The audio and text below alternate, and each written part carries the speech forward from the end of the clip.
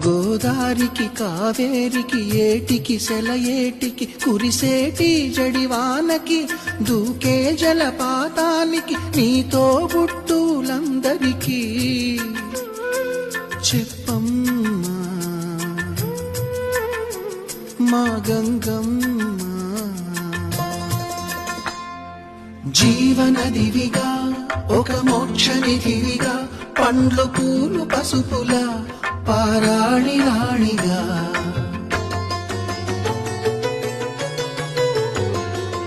శివుని జటలనే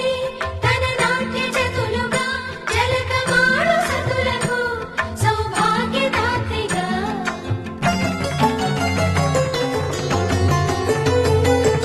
గండాలను పాపాలను కడిగివేయగా